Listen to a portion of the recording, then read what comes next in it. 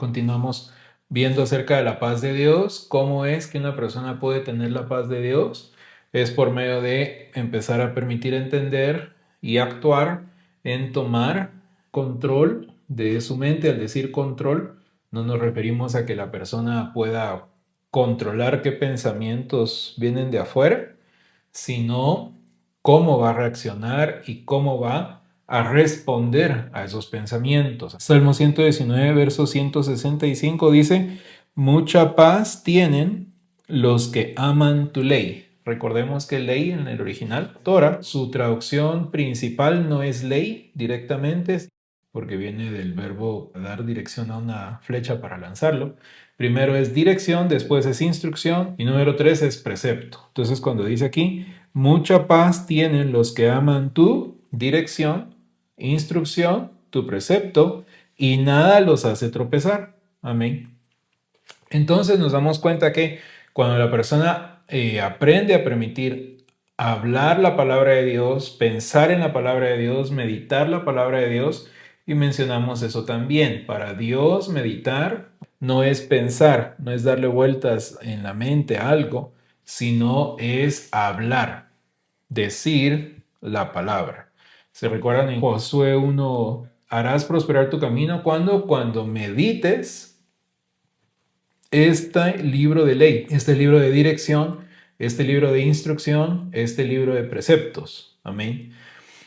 Y guardes o atiendas el hacer lo que en él está escrito. Pero dice, y cuando medites en él. La única forma de meditar en la palabra de Dios no es pensar, no es darle vueltas en la mente, sino es hablar, ir a la palabra de Dios, sea física o sea en el celular o en la compu, en la tablet, y buscar y leer y decir lo que está diciendo. Entonces, por ejemplo, amén, estamos en Salmo 119, 165, mucha paz tienen los que aman tu ley. Y decíamos que ley es dirección, instrucción, preceptos, en sí lo que quiere decir esa palabra en el original, y nada los hace tropezar. Entonces puede la persona decir, gracias Señor porque tú me guardas de tropezar, de equivocarme, de errar, de cometer un error, una equivocación, al permitir oír tu palabra, al permitir decirla, al permitir oírme a mí mismo decir tu palabra. Amén. Porque amo tu ley. Ahora, aquí es donde es muy importante. Amén. Estamos en Salmo 119, 165. Ahora vamos por favor a Juan 14.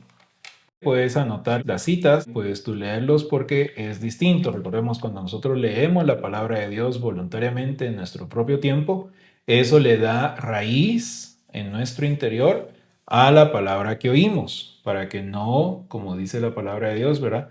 Seamos oidores olvidadizos, o como dice la palabra directamente en Marcos 4, que cuando la persona recibe con gozo la palabra, pero viene la persecución a la palabra o por la palabra, no a la persona, sino por la palabra, se seca, ¿verdad? Se muere lo que había empezado a germinar porque no tiene raíz. Amén. Entonces, cuando leemos la palabra de Dios, ya en nuestro tiempo libre, eso le empieza a dar raíz a lo que hemos oído. Amén. Así que te invito a que escribas las citas y luego las veas, cada uno podamos leerla. Entonces vamos a Juan 14 y así el Señor mismo nos va a responder eso. ¿Cómo amamos la ley de Dios? Amén. ¿Cómo amamos? Que de nuevo no se está refiriendo a los 10 mandamientos, sino se refiere en general a toda la palabra de Dios, a toda la instrucción, dirección y preceptos del Señor, de su verdad y de su palabra. En Juan 14 dice el verso 15, Juan 14, verso 15, si ustedes me aman, guardarán mis mandamientos. Amén. Entonces, ¿cómo amamos la ley del Señor? Muy amable, gracias por escribirlo. ¿Cómo amamos la ley del Señor? Al guardar, y al decir guardar es retener o hacer, poner en práctica sus mandamientos. Entonces, muchas veces las personas piensan que amar a Dios es como sentir una emoción o sentir algo, ¿verdad? Como que, yo amo a Dios, ¿verdad?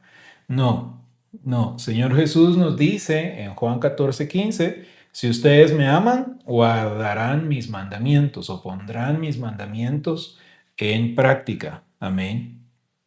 Y aquí es donde viene otra definición de mentira que es muy común. Las personas tienen la idea, y aún la religión, la gente dice, es que hacer la palabra de Dios cuesta mucho.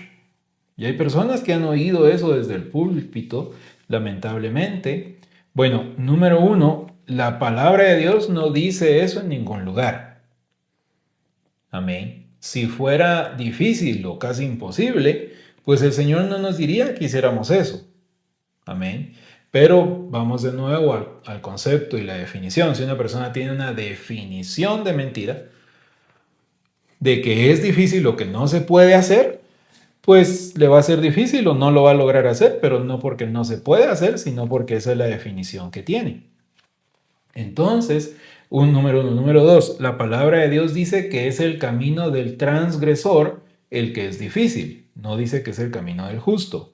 Ahora, muchas personas han tomado lo que el Señor Jesús dijo en Mateo, porque esto lo dijo todo junto, Mateo 5, 6 y 7. El Señor Jesús está sentado en el monte de las bienaventuranzas, que se le llama, ¿verdad? En el monte donde él enseñó, y todo esto lo dice junto. Mateo, lo que dividieron como Mateo 5, 6 y 7. Entonces, en Mateo 7:13 dice, entren por la puerta estrecha, porque ancha es la puerta y amplia es la senda que lleva a la perdición, y muchos son los que entran por ella. Pero estrecha es la puerta y angosta la senda que lleva a la vida, y pocos son los que la hallan. Entonces, si no comprendemos el contexto, lamentablemente, porque los editores tomaron la costumbre de poner subtítulos, la gente piensa que el Señor Jesús está aquí hablando cosas totalmente desconectadas una de otra. Pero si de pronto usted no sabía, la Biblia no fue escrita con esta forma que nosotros vemos hoy, en el sentido que no tiene capítulos ni versículos, mucho menos subtítulos, sino que al leer el texto directamente encontramos las divisiones naturales. Por ejemplo, Mateo 5 dice, y sentándose en el monte comenzó a enseñar. Y sigue hablando, por eso es de que sabemos que todo eso lo dijo en el monte, porque hasta es lo que dividieron, como el capítulo 8, dice, y entonces bajó del monte. O sea, dice el 8:1, cuando Jesús bajó del monte, grandes multitudes lo seguían. Entonces, los libros, las cartas, cada libro, tiene subdivisiones naturales. Muchas veces se usan los capítulos y versículos como una referencia, y bueno, no está mal usarlo como una referencia, siempre y cuando solo sea una referencia. El decir referencia es eso, así como ahorita, que escribir Mateo 7, 13 y 14 es más fácil encontrarlo que leer todo el libro para ver de lo que estamos hablando. Entonces, como una referencia, como un sistema de encontrar una porción más rápido, está bien, eso no es ningún problema. Pero el querer en estos dos versos o en estas que 2, 4, 6, 7, 6 líneas y un poquito, querer interpretar que toda la Biblia se resume en eso, ahí es cuando es incorrecto. Señor Jesús, para empezar, aquí como lo que vivieron en el capítulo 7, viene hablando de no juzgar. Amén. Para empezar. Y luego habla, antes de eso venía hablando de dónde está el tesoro del ser humano. Que donde está su tesoro, ahí va a estar su corazón. Amén. Luego, después del 15 en adelante, dice que hay que cuidarse de los falsos profetas. Los falsos profetas no es la gente que enseña cosas contrarias a lo que alguien piensa. Un falso profeta en sí, en primer lugar, es alguien que Dios no envió a predicar y que la persona va y se pone a predicar. Eso, para empezar, sería un falso profeta. Y luego querer dar la idea de que no usted al cielo o saber ni cuántos van a lograr llegar, porque Jesús dijo que la puerta es angosta. Ok, pero no dice ahí no se puede, no dice cuesta, no dice muy pocos van a ir al cielo, no dice eso. Para poder entender la verdad y vivir la verdad, no se puede que la persona piense que solo con andar junto con los que están permitiendo, pues ya entró. ¿Sí? Por eso es que dice, la puerta es estrecha. ¿Por qué? Porque es individual. es individual. Entonces, muchas personas, no, al decir muchas, no estamos diciendo tal porcentaje, tal cantidad, tantos miles o millones. No, porque el Señor Jesús no está hablando de eso, sino que en general hay un grupo de personas que muchas veces no permiten oír la verdad, no permiten seguir a Dios, no permiten entender la verdad y vivir para Dios porque no quieren quedarse, no quieren salirse del grupo, quieren hacerlo todos juntos. Bueno, pero vamos todos, bueno. Pero si tal persona ya no me va a hablar o tal persona se va a alejar de mí, entonces mejor no, mejor prefieren seguir en grupo. A eso es lo que se está refiriendo, Señor Jesús. Entren por la puerta estrecha porque solo es individual.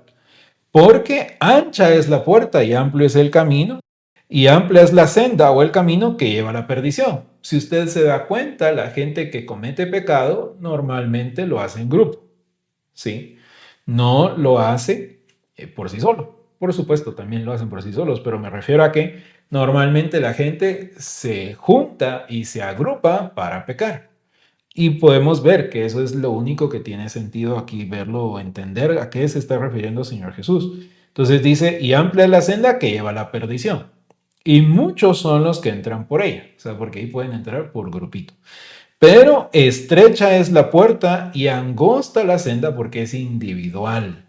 Amén. Que lleva a la vida y pocos son los que la hallan. Pero no es que sea difícil, ahí no dice que es difícil, sino que está diciendo esto es individual. Tú no puedes recibir de Dios porque tu familia cree en Dios, cree en Jesús. Te juntas con alguien que está creyendo en Dios. No, esto es individual.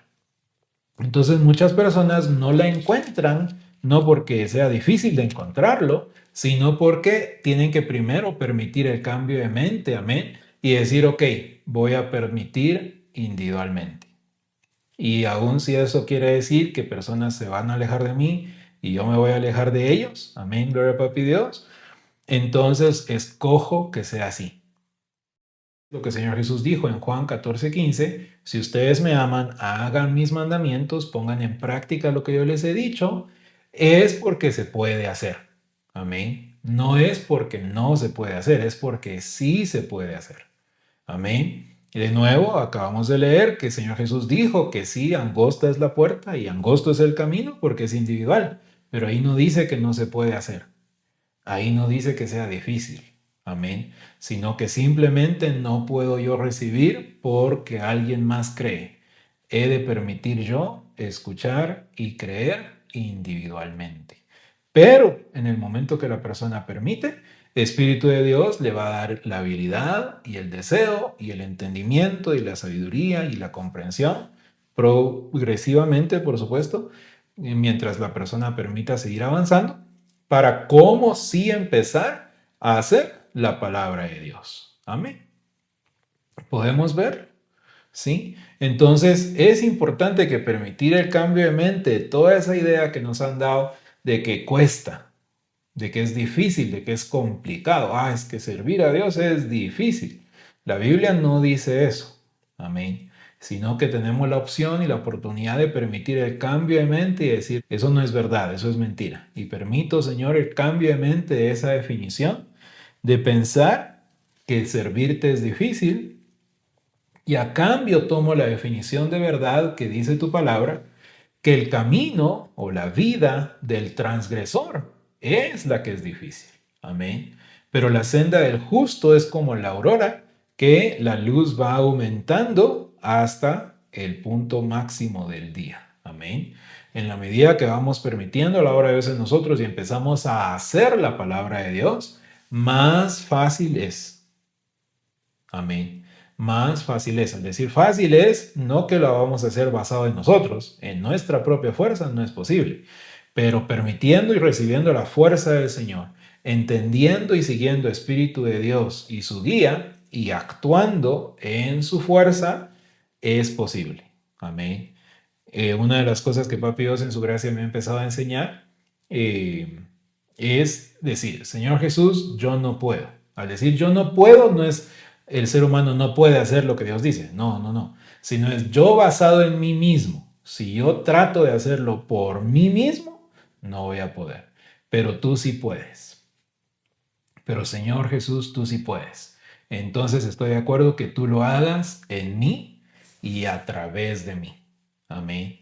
Entonces ahí es cuando vamos a experimentar lo que el Señor Jesús dijo en Juan 14:15, el que me ama, que ponga en práctica o que haga mis mandamientos, lo que yo les digo hacer. Amén.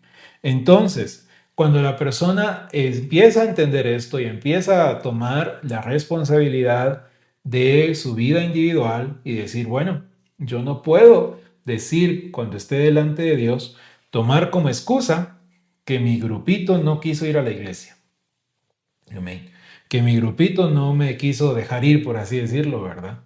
No, no puede ser una excusa. El camino del Señor es individual, no difícil, sino individual. Amén. No puedo entrar junto con todos porque todos quieren entrar. Tengo que permitir yo individualmente. Amén.